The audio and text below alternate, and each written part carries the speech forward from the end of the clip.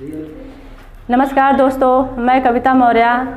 स्वागत है आपका सीबीएसई स्टडी पॉइंट में। आज हमारा 1K पूरा सब्सक्राइब हो चुका है और आप लोगों ने बहुत प्यार दिया इस चैनल को। मैं आप लोगों का बहुत शुक्रगुजार हूं और आगे ही ऐसे प्यार बनाए रखिएगा सीबीएसई स्टडी पॉइंट के लिए। आइए चलिए हम देखते हैं। मैं ये क्लास 10th का है जो मैं पिछले 2 वीडियो में पढ़ा चुकी हूँ। ये इसका तीसरा वीडियो है, डाइजेशन यानी पाचन। आइए देखते हैं कि परिभाषा मैंने लिख दी है। पाचन, डाइजेशन, जटिल अघुलनशील भोज्य पदार्थों को घुलनशील इकाइयों में बदलने की क्रिया को पाचन कहते हैं। कहने का मतलब है, देखिए हम जो भी भोजन करते हैं वो जटिल और ठोस अवस्था में रहता है, क्योंकि जटिल और ठोस अवस्था में होने की वजह से हमारे शरीर में जो कोशिकाएं होती हैं इनका सीधा सीधा उपयोग नहीं कर पाती है, उसका डाइजेशन नहीं कर पाती हैं। इसलिए हमें जो ठोस और अघुलनशील जो भी हमारे पदार्थ होते हैं उसको हम क्या करते हैं, सरल और ठोस घुलनशील पदार्थों में कन्वर्ट करते हैं, बदलते हैं। यही क्रिया हमारा पाचन कहलाती है। अब ये पाचन देखिए, सरल घुलनशील भोज्य पदार्थ में कौन कौन आते हैं? जो सरल घुलनशील होते हैं, यानी जो सूक्ष्म मतलब कि ठोस नहीं होते, सरल होते हैं। उसमें आते हैं मोनोसैकेराइड होते हैं, अमीनो अम्ल होते हैं, आपका वसा अम्ल के छोटे छोटे अणु होते हैं। और सेकंड है आपका जटिल अघुलनशील पदार्थ, यानी जो ठोस अवस्था में होते हैं। वो कौन कौन से होते हैं? कार्बोहाइड्रेट्स होते हैं, प्रोटीन होते हैं और आपके वसा होते हैं, जिसको हम डायरेक्ट पचा नहीं सकते, यानी उसका डायरेक्ट डाइजेशन नहीं हो सकता। आइए देखते हैं। हमारा पाचन मुख्यतः 2 प्रकार का होता है। कितने प्रकार का होता है पाचन? 2 प्रकार का होता है। फर्स्ट है हमारा अंतःकोशिकीय पाचन, जिसको इंग्लिश में कहते हैं इंट्रासेलुलर डाइजेशन, और सेकंड है बाह्य कोशिकीय पाचन यानी एक्स्ट्रा सेलुलर आपका डाइजेशन। आइए जैसा कि मैंने बताया है कि जो हमारा डाइजेशन होता है 2 टाइप्स का होता है। फर्स्ट था इंट्रासेलुलर डाइजेशन, दूसरा था एक्स्ट्रा सेलुलर डाइजेशन। तो फर्स्ट है, पहला देखिए, अंतःकोशिकीय पाचन यानी इंट्रासेलुलर डाइजेशन। इसमें क्या है, एक कोशिकीय प्रोटोजोआ तथा बहुकोशिकीय स्पंजों में भोज्य पदार्थ सीधे ही कोशिकाओं के में पहुंचकर खाद्य पदार्थ रिक्तिका बनाते हैं।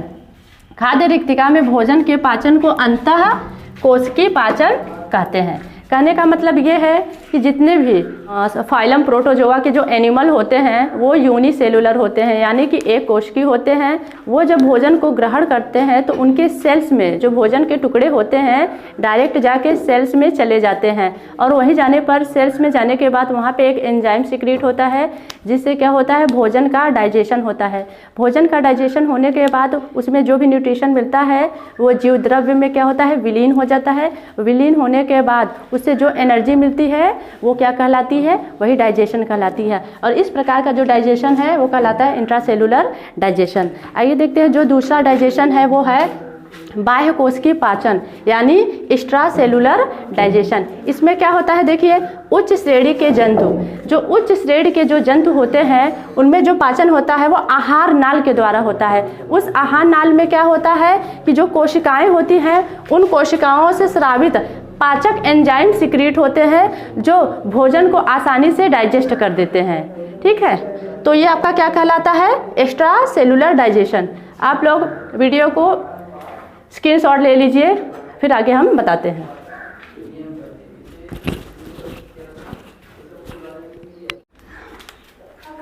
आइए देखते हैं पाचन के अगली कड़ी में हम लोग बढ़ते हैं। मुख में पाचन। कैसे पाचन होगा? मुख में पाचन। देखिए, मुख में पाचन यानी डाइजेशन इन माउथ। सबसे पहले जब हम भोजन इंटेक करते हैं, माउथ में भोजन लेते हैं, मुंह में भोजन लेते हैं, तो भोजन में क्या क्या होता है, कार्बोहाइड्रेट होता है, प्रोटीन होता है और वसा होता है। जैसा कि आप लोग जानते हैं कि हमारे मुंह में प्रोटीन और वसा का डाइजेशन नहीं होता है, सिर्फ कार्बोहाइड्रेट का ही डाइजेशन होता है। सबसे पहले क्या होता है कि जब हम भोजन ग्रहण करते हैं तो हमारे मुख में क्या होता है, दांत होता है और जिह्वा होता है। दांत क्या करता है, भोजन के टुकड़े को छोटा छोटा करता है, और जिह्वा क्या करता है, जिह्वा से लार ग्रंथि होता है, उससे लार सिक्रीट होता है। उस लार में क्या होता है, एक एंजाइम पाया जाता है जिसको कहते हैं लाइपेज एंजाइम। वो लाइपेज एंजाइम क्या करता है, भोजन में मिल जाता है, जिसकी वजह से कार्बोहाइड्रेट का पाचन हो जाता है। हमने यहाँ लिख भी दिया है, ये एंजाइम कार्बोहाइड्रेट को तोड़कर सरल कार्बोहाइड्रेट में बदल देते हैं। यानी जो एमाइलेज एंजाइम होता है वो एंजाइम कार्बोहाइड्रेट को तोड़कर सरल कार्बोहाइड्रेट में बदल देता है। देखिए मैंने नीचे समीकरण भी लिख दिया है। स्टार जो होता है, जो जटिल कार्बोहाइड्रेट होता है, वो एमाइलेज जो एंजाइम होता है उसकी सहायता से सरल शर्करा में उसको तोड़ देता है, जो माल्टोज कहलाता है। आइए हम आगे देखते हैं।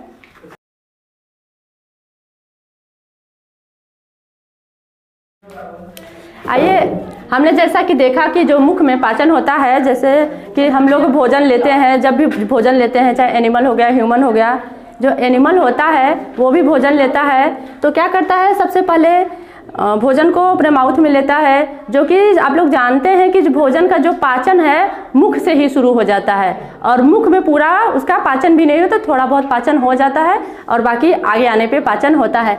मैंने बताया कि मुख में पाचन कार्बोहाइड्रेट में मुख में जो कार्बोहाइड्रेट होता है उसका पाचन मुख में ही हो जाता है, यानी माउथ में ही हो जाता है, और प्रोटीन और वसा का पाचन मुंह में नहीं होता है। और लार ग्रंथि, हमारे मुख में लार ग्रंथि पाई जाती है, जिससे लार सिक्रीट होता है, और उसी लार में लाइपेज नामक एंजाइम होता है। अगर वो एंजाइम हमारे माउथ में ना पाया जाए तो हम भोजन को आसानी से ग्रहण नहीं कर पाएंगे, यानी वो जटिल अवस्था में ही रह जाएगा, वो माउथ में नीचे जाने में थोड़ा सा हमें दिक्कत करेगा। तो लाइपेज का क्या काम है, वो भोजन को बहुत ही सरल बना देता है, जिसकी वजह से भोजन आसानी से हमारे अंदर चला जाता है। तो एंजाइम का यही कार्य था, और जटिल कार्बोहाइड्रेट को सरल कार्बोहाइड्रेट में तोड़ता है। कौन तोड़ता है, हमारा एंजाइम ही तोड़ता है। आइए अगला हम देखते हैं आमाशय में पाचन। हमारा जो पेट होता है, जैसा कि आप लोग जानते हैं आमाशय को ही पेट कहते हैं, उस आमाशय में एक ग्रंथि पाई जाती है जिसको कहते हैं जठर ग्रंथि। क्या कहते हैं, जठर ग्रंथि।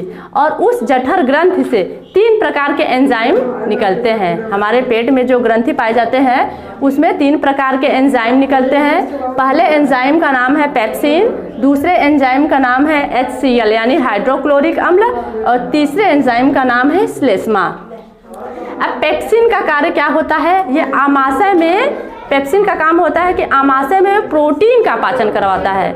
आपने देखा है कि हमारे मुख में सिर्फ कार्बोहाइड्रेट का पाचन होता है, वहाँ पे प्रोटीन और वसा का पाचन नहीं हुआ था, लेकिन आप देखेंगे जो हमारा आमाशय है वहाँ पे प्रोटीन का पाचन हो रहा है, और उस प्रोटीन का पाचन कौन कराता है, हमारा पेप्सिन, जो कि जठर ग्रंथि से स्रावित होता है। इसी की वजह से पाचन हो पाता है आमाशय में। दूसरा हम देखेंगे HCl यानी हाइड्रोक्लोरिक अम्ल।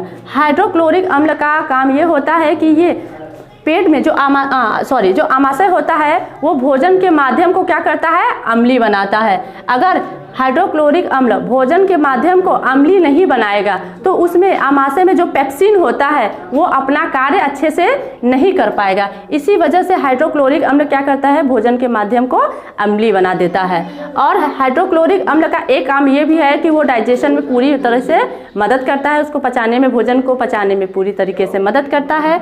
और आमाशय में कुछ इस प्रकार के कुछ बैक्टीरिया भी पाए जाते हैं जिसको हाइड्रोक्लोरिक अम्ल डिस्ट्रॉय कर देता है, यानी नष्ट कर देता है। अब तीसरा है श्लेष्मा। श्लेष्मा देखिए क्या होता है, श्लेष्मा वो हमारे आमाशय में ही होता है। ये क्या करता है, ये आमाशय की जो भित्ति होती है, जो वॉल होता है, उस पर सिक्रीट होता है, और इसका कार्य क्या है, जो हाइड्रोक्लोरिक एसिड निकलता है उससे वॉल की सुरक्षा करता है। इस प्रकार हमने देखा कि हमारा मुख में पाचन किस तरीके से हुआ, आमाशय में पाचन किस तरीके से हुआ। अब अगला जो है हम नेक्स्ट टाइम बताएंगे। Okay, thank you.